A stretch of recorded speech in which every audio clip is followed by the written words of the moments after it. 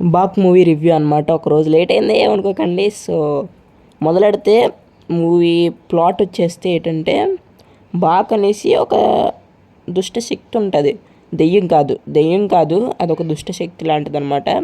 ఏంటంటే ఏం చేస్తుందంటే, అందరినీ చంపేసి వాళ్ళ రూపంలోకి వెళ్ళి వాళ్ళ కుటుంబ సభ్యులందరినీ చంపుతుంది అనమాట. అది మెయిన్ ప్లాట్ వచ్చేసి ఇదనమాట. సో మూవీలో ఇలాగే ఉంటుంది.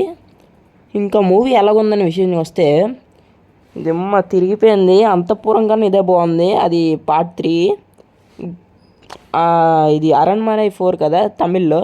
ఇది మన బాక్ మూవీ అయితే సూపర్ ఉందన్నమాట. సినిమా అనేది సెకండ్ హాఫ్లో చిన్న ల్యాగ్ అనిపిస్తుంది. అంటే ఏట్రా బాబు సినిమా చాలా స్లోగా వెళ్తుంది అని అనుకుంటాం.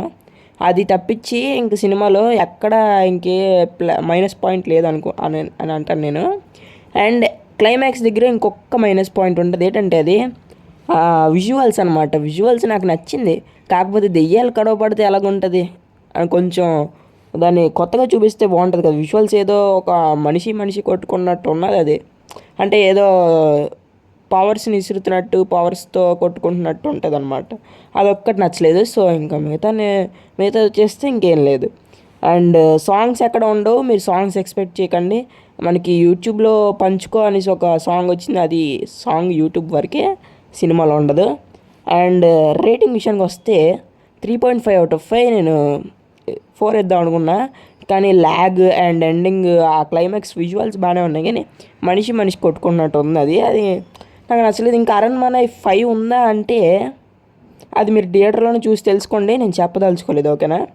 సో ఇదనమాట మరి బాక్ మూవీ రివ్యూ. మీకు ఖచ్చితంగా ఇది థియేటర్కి వెళ్ళి చూడాల్సిన సినిమా, చాలా బాగుంటుంది అనమాట. సో ఫస్ట్ హాఫ్ బాగా ఎంజాయ్ చేస్తారు వెన్నెల కిషోర్. అండ్ బాగా కామెడీ ఉంటుంది, ఓకేనా. మరి ఇదే మరి లైక్ చేయండి, షేర్ చేయండి, సబ్స్క్రైబ్ చేసుకోండి, పక్కన గంటలు ఆల్లో పెట్టుకోండి, ఓకేనా. సో గైస్ మరి 500 సబ్స్క్రైబర్స్ దగ్గరలో ఉన్నాం, కంప్లీట్ చేసేసి కదా, ఓకేనా. Bye bye guys.